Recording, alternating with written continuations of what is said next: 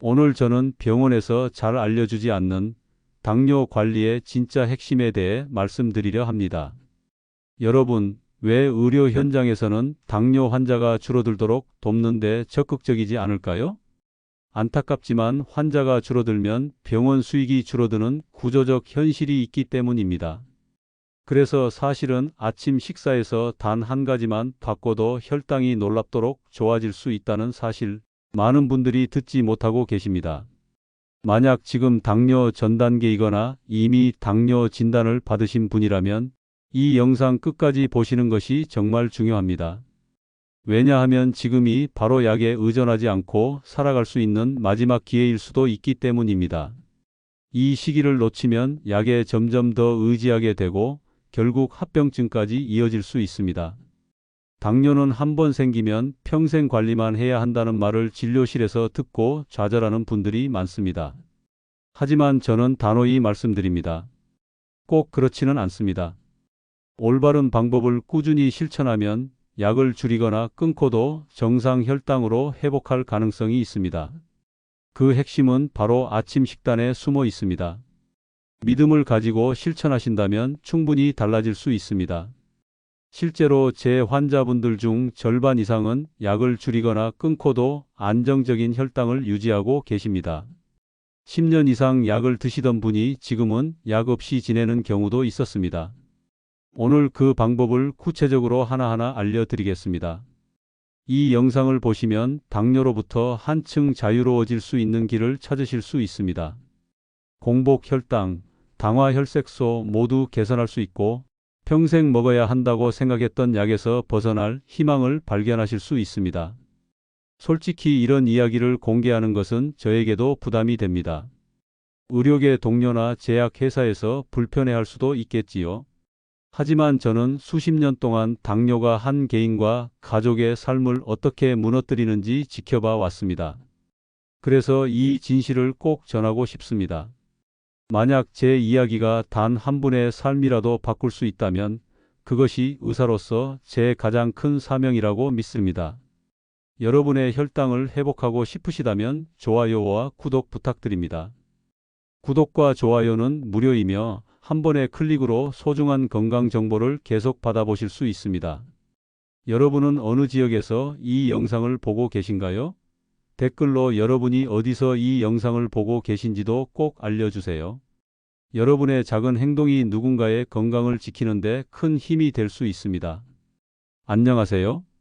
대학병원에서 30년 넘게 환자분들을 만나온 내분비내과 전문의입니다. 오늘 이 영상을 보고 계신 분들은 아마도 최근에 당뇨 전 단계나 당뇨 진단을 받으셨거나 혹은 현재 혈당 관리로 고민이 많으신 분들일 텐데요. 먼저 솔직하게 말씀드리고 싶은 것이 있습니다. 현재 우리나라 의료 시스템에서는 당뇨 환자분들께 충분한 시간을 내어 자세한 생활습관 교육을 해드리기가 정말 어려운 것이 현실입니다.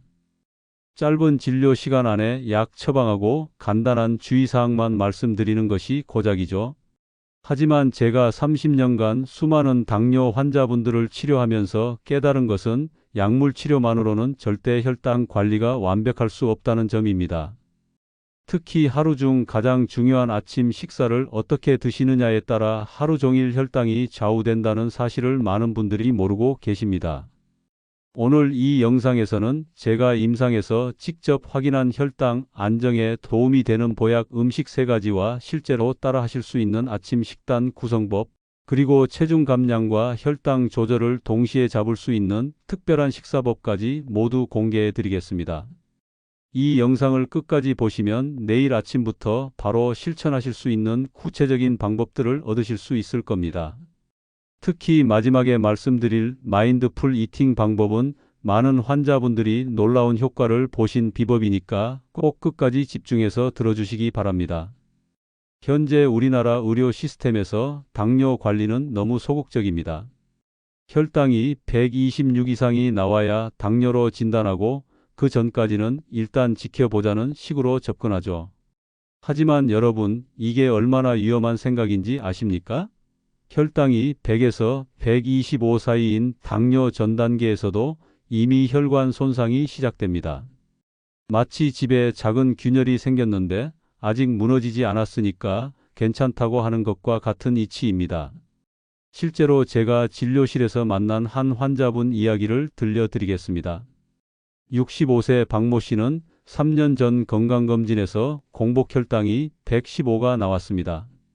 당시 담당 의사는 아직 당뇨는 아니니까 운동하고 식단 조절해 보시라고 했죠. 하지만 구체적인 방법은 알려주지 않았습니다. 3년 후 박 씨가 제 진료실에 오셨을 때는 이미 혈당이 145까지 올라가 있었고 당화혈색소도 7.2%였습니다. 이미 당뇨 합병증 위험 구간에 들어선 상황이었죠. 만약 3년 전에 제대로 된 혈당 관리 방법을 알고 실천했다면 어땠을까요? 충분히 당뇨로의 진행을 막을 수 있었을 겁니다. 여러분, 혈당 관리는 숫자가 높아진 다음에 하는 것이 아닙니다. 지금 당장 오늘부터 시작해야 하는 겁니다. 그래서 오늘 제가 알려드릴 방법들이 더욱 중요한 것이죠. 계속해서 아침 식사의 중요성에 대해 말씀드리겠으니 끝까지 집중해서 들어보시기 바랍니다. 자, 그럼 이제 본격적으로 혈당 관리의 핵심에 대해 이야기해 보겠습니다. 혹시 아침을 거르시는 분들 계신가요? 살 빼려고 아침 안 먹어요. 아침에 시간이 없어서요 하시는 분들 많으실 텐데 이것이야말로 혈당 관리에 독이 되는 행동입니다. 왜 그럴까요? 우리 몸의 혈당 조절 메커니즘을 쉽게 설명해 드리겠습니다. 밤새 금식을 한 우리 몸은 마치 긴 겨울잠에서 깨어난 곰과 같습니다. 에너지가 부족한 상태에서 갑자기 점심때 많은 양의 음식이 들어오면 어떻게 될까요? 혈당이 급격히 치솟습니다. 그러면 우리 몸은 당황해서 인슐린을 과도하게 분비하게 되죠. 미국 하버드 의과대학에서 실시한 연구 결과를 보면 아침을 거르는 사람들은 그렇지 않은 사람들보다 당뇨 발병 위험이 21% 높다고 나타났습니다. 21%라는 숫자 결코 작은 수치가 아닙니다. 그런데 더 중요한 것은 아침 식사의 내용입니다. 많은 분들이 아침에 빵이나 시리얼, 죽 같은 탄수화물 위주의 식사를 하시는데 이것도 문제입니다. 탄수화물만 먹으면 혈당이 급격히 올랐다가 급격히 떨어지는 혈당 롤러코스터 현상이 일어나죠. 제가 환자분들에게 항상 강조하는 것이 바로 아침 식사의 골든타임입니다. 기상 후 1시간에서 2시간 이내 균형 잡힌 아침 식사를 하는 것, 이것이 하루 종일 안정적인 혈당을 유지하는 비결입니다. 실제로 제 환자분 중 한 분은 아침 식사 습관만 바꿨는데도 3개월 만에 공복혈당이 130에서 105로 떨어졌습니다. 약을 추가로 복용하지 않고도 말이죠. 그럼 어떤 아침 식사가 좋을까요? 바로 지금부터 말씀드릴 혈당 안정에 도움되는 3가지 보약 음식을 포함한 식단입니다. 이 음식들은 단순히 혈당만 낮추는 것이 아니라 여러분의 몸 전체를 건강하게 만들어주는 진짜 보약과 같은 역할을 합니다. 그러니까 절대 놓치지 마시고 계속 들어보세요. 첫 번째는 바로 귀리입니다. 귀리라고 하면 그게 뭐예요? 하시는 분들도 계실 텐데 영어로는 오트밀이라고 하죠. 요즘 마트에서 쉽게 구할 수 있습니다. 귀리가 왜 혈당에 좋을까요? 바로 베타글루칸이라는 특별한 식이섬유 때문입니다. 이 베타글루칸은 마치 위장에서 젤리처럼 끈끈한 막을 형성해서 탄수화물의 흡수 속도를 늦춰줍니다. 그 결과 혈당이 천천히 안정적으로 올라가게 되는 거죠. 핀란드에서 실시한 대규모 연구에 따르면 매일 3g의 베타글루칸을 섭취한 사람들은 그렇지 않은 사람들보다 식후 혈당이 평균 23% 낮게 나타났습니다. 23%라는 것은 혈당이 162 나올 사람이 123 정도로 낮아진다는 뜻입니다. 그럼 어떻게 드시면 될까요? 귀리 30g, 대략 큰 숟가락으로 3숟가락 정도를 물 200ml와 함께 5분 정도 끓여서 죽처럼 만들어 드시면 됩니다. 여기에 다른 반찬을 곁들여 드시면 더욱 좋습니다. 다만 주의하실 점이 있습니다. 시중에 파는 인스턴트 오트밀 제품들은 설탕이 많이 들어 있어서 오히려 혈당을 올릴 수 있습니다. 반드시 무가당 제품을 선택하시기 바랍니다. 두 번째는 계피입니다. 계피가 혈당에 도움이 돼요? 라고 의외해하시는 분들이 많은데 계피는 정말 놀라운 혈당 조절 효과를 가지고 있습니다. 계피에 들어있는 폴리페놀이라는 성분이 인슐린 감수성을 개선해 줍니다. 쉽게 말해서 우리 몸의 세포들이 인슐린을 더 잘 받아들이게 만들어주는 거죠. 마치 녹슨 자물쇠에 기름을 쳐서 열쇠가 잘 들어가게 하는 것과 같은 원리입니다. 파키스탄에서 실시한 임상 연구에서는 당뇨 환자들에게 하루에 1g에서 6g의 계피를 40일간 섭취하게 했더니 공복 혈당이 평균 18%에서 29%까지 감소했다고 보고되었습니다. 저희 병원에서도 이와 비슷한 결과를 경험했습니다. 한 70세 여성 환자분이 매일 아침 계피차 한 잔씩을 3개월간 드셨는데 당화 혈색소가 7.8%에서 6.9%로 떨어졌습니다. 계피는 어떻게 드시면 좋을까요? 가장 간단한 방법은 계피가루 반 티스푼, 약 1g 정도를 따뜻한 물에 타서 차로 드시는 겁니다. 아니면 앞서 말씀드린 귀리죽에 계피가루를 뿌려서 드셔도 좋고요. 다만 주의하실 점은 하루 6g을 넘지 않도록 하는 것입니다. 계피를 너무 많이 드시면 간에 부담을 줄 수 있거든요. 그리고 혈액응고 방해약물을 복용하시는 분들은 의사와 상담 후에 드시기 바랍니다. 세 번째는 견과류입니다. 특히 아몬드, 호두, 땅콩이 혈당 조절에 탁월한 효과를 보입니다. 견과류의 비밀은 바로 건강한 지방과 단백질, 그리고 식이섬유의 완벽한 조합에 있습니다. 이 조합이 탄수화물의 흡수를 늦춰주고 포만감을 오래 유지시켜줍니다. 마치 배에 앵커를 내려서 파도에 휩쓸리지 않게 하는 것과 같은 역할을 하죠. 스페인에서 실시한 연구에 따르면 매일 30g의 견과류를 섭취한 당뇨 전 단계 환자들은 그렇지 않은 사람들보다 당뇨로 진행할 확률이 39% 낮았다고 합니다. 제가 특히 추천하는 것은 아몬드입니다. 아몬드에는 마그네슘이 풍부한데 이 마그네슘이 인슐린 작용을 도와줍니다. 실제로 마그네슘 부족은 당뇨 위험을 높이는 주요 요인 중 하나거든요. 견과류는 언제 어떻게 드시면 좋을까요? 아침 식사에 10g에서 15g, 대략 아몬드 10개에서 15개 정도를 드시면 됩니다. 중요한 것은 생으로 드시는 겁니다. 기름에 볶거나 설탕을 입힌 제품들은 오히려 혈당을 올릴 수 있으니까 피하시기 바랍니다. 그런데 견과류도 칼로리가 높기 때문에 너무 많이 드시면 안 됩니다. 하루 30g을 넘지 않도록 주의하세요. 그리고 견과류 알레르기가 있으신 분들은 당연히 피하셔야겠죠. 지금까지 3가지 보약 음식에 대해 말씀드렸는데 이 음식들을 어떻게 조합해서 아침 식단을 구성할지 궁금하시죠? 바로 다음에 말씀드릴 혈당 조절을 위한 아침 식단 구성 원칙을 꼭 기억해 두시기 바랍니다. 이 원칙들만 알아도 여러분의 혈당 관리가 확실히 달라질 겁니다. 제가 30년간 환자들을 진료하면서 정리한 5가지 핵심 원칙입니다. 첫 번째 원칙은 단백질을 먼저 드시는 것입니다. 왜냐하면 단백질은 혈당을 거의 올리지 않으면서도 포만감을 오래 유지시켜주기 때문입니다. 계란, 두부, 생선, 닭가슴살 같은 단백질 음식을 아침 식사의 20%에서 30% 정도로 구성하시면 됩니다. 예를 들어 계란 1개에서 2개 또는 두부 100g 정도면 적당합니다. 제 환자분 중에 매일 아침 삶은 계란 2개를 먼저 드시고 나서 다른 음식을 드시는 분이 계십니다. 이분은 이렇게 식습관을 바꾼 후 식후 혈당이 평균 40포인트 정도 낮아졌습니다. 두 번째는 식이섬유입니다. 식이섬유는 마치 위장에서 스펀지 역할을 해서 탄수화물의 흡수를 늦춰줍니다. 하루 권장량은 25g에서 30g인데 대부분의 한국인들은 절반도 못 드시고 계세요. 채소, 해조류, 버섯류를 적극적으로 활용하시기 바랍니다. 미역국 한 그릇에는 약 3g의 식이섬유가 들어있고 브로콜리 100g에는 약 2.5g의 식이섬유가 들어있습니다. 이런 음식들을 조합해서 드시면 쉽게 목표량을 달성하실 수 있습니다. 세 번째는 탄수화물 선택입니다.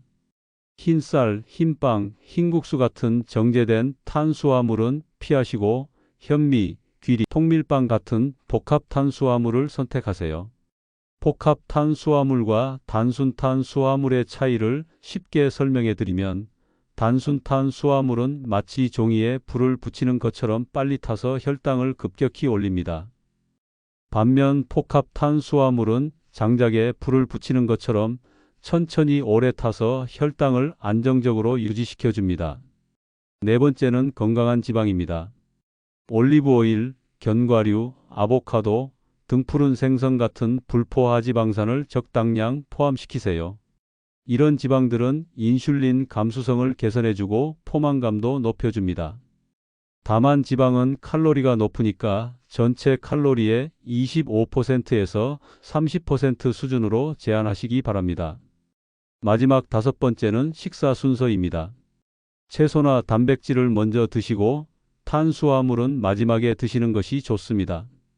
일본에서 실시한 연구에 따르면 같은 음식이라도 채소를 먼저 먹고 밥을 나중에 먹은 그룹이 밥을 먼저 먹은 그룹보다 식후 혈당이 평균 36포인트 낮게 나타났습니다. 이 다섯 가지 원칙만 지켜도 여러분의 아침 식사는 혈당 관리에 최적화된 식단으로 바뀔 겁니다. 이제 여러분이 가장 궁금해하시는 부분이겠죠? 이론은 알겠는데 실제로 어떤 식단을 만들어서 먹어야 하는지 말입니다. 제가 준비한 세 가지 아침 식단 예시는 모두 준비 시간 15분 이내로 만들 수 있고 재료도 쉽게 구할 수 있는 것들로만 구성했습니다. 꼭 끝까지 보시기 바랍니다. 첫 번째는 귀리 견과류 볼입니다. 재료는 이렇습니다. 귀리 30g, 우유 200ml, 아몬드 10개, 블루베리 50g, 계피가루 반 티스푼입니다. 만드는 방법은 정말 간단합니다. 먼저 귀리를 우유와 함께 전자레인지에서 2분 정도 돌려주세요. 그 다음에 잘게 부순 견과류와 블루베리, 계피가루를 올려주면 끝입니다. 이 한 그릇의 영양 성분을 보면 탄수화물 45g, 단백질 15g, 지방 12g, 식이섬유 8g입니다. 칼로리는 약 320칼로리 정도 되고 이 식단으로 아침을 드시면 식후 2시간 혈당이 140을 넘지 않을 겁니다. 실제로 제 환자분 중 한 분이 이 식단으로 3개월간 아침을 드셨는데 아침 식후 혈당이 평균 180에서 130으로 떨어졌습니다. 두 번째는 두부 채소 스크램블입니다. 재료는 순두부 150g, 계란 1개, 대파 1줌, 양파 4분의 1개, 올리브 오일 1티스푼, 소금과 후추 약간입니다. 만드는 방법을 알려드릴게요. 팬에 올리브 오일을 두르고 양파를 먼저 볶아주세요. 그 다음 대파를 넣고 1분 정도 더 볶은 후에 순두부를 으깨면서 넣어줍니다. 마지막에 계란을 풀어서 넣고 스크램블처럼 섞어주면 완성입니다. 이 한 접시의 영양 성분은 탄수화물 12g, 단백질 18g, 지방 8g, 식이섬유 4g입니다. 칼로리는 180칼로리 정도로 다이어트에도 좋습니다. 이 식단의 장점은 단백질 함량이 높아서 포만감이 오래 간다는 것입니다. 실제로 이 식단으로 아침을 드신 분들은 점심까지 배고픔을 거의 느끼지 않는다고 하세요. 세 번째는 현미 김치 볶음밥입니다. 볶음밥이라고 하면 혈당에 안 좋을 것 같지만 만드는 방법에 따라서 혈당 친화적인 음식이 될 수 있습니다. 재료는 미리 지어놓은 현미밥 100g, 묵은 김치 80g, 계란 1개, 두부 50g, 대파 조금, 참기름 반 티스푼입니다. 만드는 방법입니다. 팬에 김치를 먼저 볶아서 신맛을 날려주세요. 그 다음에 두부를 으깨서 넣고 함께 볶아줍니다. 현미밥을 넣고 볶은 후에 계란을 풀어서 넣어주세요. 마지막에 대파와 참기름을 넣으면 완성입니다. 이 한 접시의 영양 성분은 탄수화물 35g, 단백질 12g, 지방 6g, 식이섬유 5g입니다. 특히 김치의 유산균과 식이섬유가 혈당 상승을 억제해 줍니다. 한 가지 팁을 더 드리자면 볶음밥을 다 만든 후에 미역국이나 콩나물국 같은 국물 요리를 함께 드시면 포만감도 높아지고 혈당 상승도 더욱 완만해집니다. 이 세 가지 식단은 번갈아 가면서 드셔도 좋고 여러분의 취향에 맞게 재료를 조금씩 바꿔서 드셔도 됩니다. 중요한 것은 앞서 말씀드린 5가지 원칙을 지키는 것입니다. 6개월 후 재진을 받으러 온 이분의 결과를 보고 저도 깜짝 놀랐습니다. 공복 혈당이 145에서 108로 당화 혈색소가 7.2%에서 6.1%로 떨어진 겁니다. 약을 추가로 처방하지 않았는데도 말이죠. 그런데 아무리 좋은 음식을 먹어도 먹는 방법이 잘못되면 효과가 반감됩니다. 그래서 지금부터 말씀드릴 마인드풀 이팅 방법이 정말 중요합니다. 이 방법만 제대로 실천해도 체중 감량과 혈당 조절에 놀라운 효과를 보실 겁니다. 마인드풀 이팅이라고 하면 뭔가 어려운 명상 같은 걸 생각하실 수도 있는데 전혀 그렇지 않습니다. 쉽게 말해서 음식을 먹을 때 집중해서 천천히 먹는 방법입니다. 여러분은 혹시 텔레비전을 보면서, 스마트폰을 보면서, 신문을 읽으면서 식사하시지 않으신가요? 이런 식으로 먹으면 뇌가 포만감을 제대로 인식하지 못합니다. 그래서 배가 부른데도 계속 먹게 되는 거죠. 실제로 하버드 대학교에서 실시한 연구에 따르면 마인드풀 이팅을 실천한 사람들은 그렇지 않은 사람들보다 평균 3.2kg 더 많은 체중 감량을 보였고 당화 혈색소도 0.4% 많이 감소했다고 합니다. 그럼 구체적으로 어떻게 하는 건지 실천 방법을 알려드리겠습니다. 가장 먼저 중요한 건 식사 속도인데요. 사실 우리 뇌가 포만감을 느끼려면 약 20분이 걸립니다. 그런데 대부분은 5분, 10분 만에 식사를 끝내버리죠. 그래서 저는 환자분들께 꼭 이렇게 말씀드립니다. 한 숟가락 뜨고 나면 숟가락을 식탁에 내려놓으세요. 그리고 천천히 씹으세요. 이렇게만 해도 식사 시간이 자연스럽게 늘어나고 과식을 예방할 수 있습니다. 씹는 습관도 정말 중요합니다. 음식을 30번 정도 꼭꼭 씹으면 소화가 훨씬 잘 되고 혈당도 천천히 올라갑니다.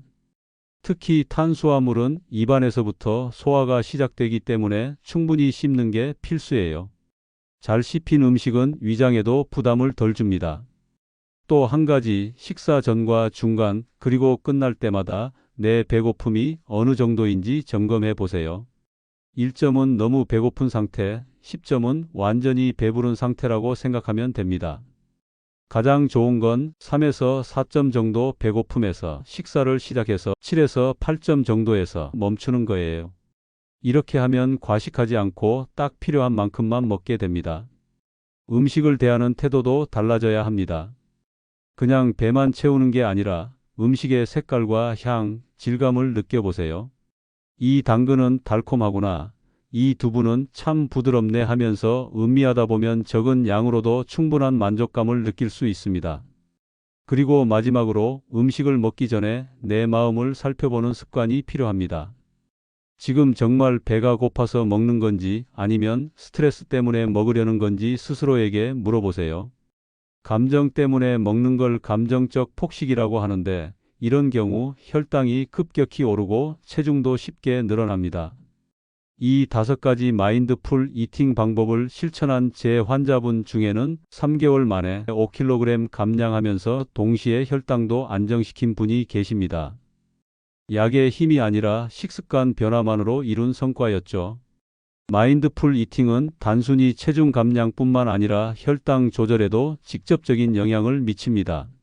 천천히 먹으면 혈당이 급격히 치솟지 않고 완만하게 올라가기 때문입니다. 여러분도 내일 아침부터 당장 실천해 보세요. 처음에는 어색할 수 있지만 2주 정도 지나면 자연스럽게 습관이 됩니다. 그리고 그 효과를 몸소 체험하게 되실 겁니다. 자, 여기까지 제가 30년간의 임상 경험을 바탕으로 정리한 혈당 관리 방법들을 모두 말씀드렸습니다. 그런데 이런 좋은 정보를 혼자만 알고 계시면 안 되겠죠? 여러분의 가족, 친구들과도 꼭 함께 나눠주시기 바랍니다. 여러분, 오늘 이 영상을 끝까지 봐주셔서 정말 감사합니다. 제가 30년 넘게 당뇨 환자들을 진료하면서 정말 효과적이라고 확신하는 방법들만 골라서 말씀드렸습니다.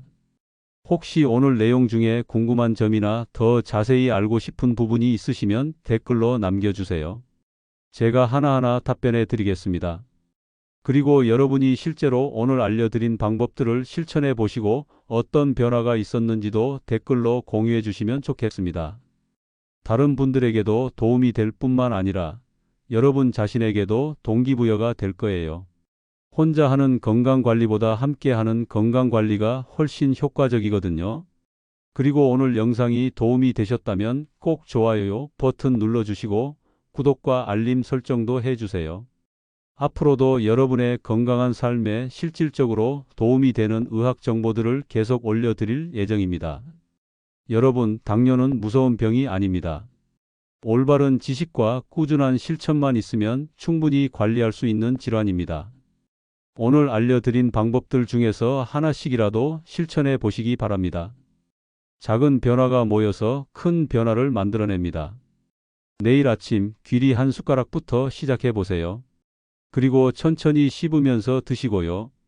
그 작은 실천이 여러분의 건강한 미래를 만들어갈 겁니다. 건강한 하루하루를 만들어 가시는 여러분을 응원합니다. 다음 영상에서 또 만나요. 감사합니다.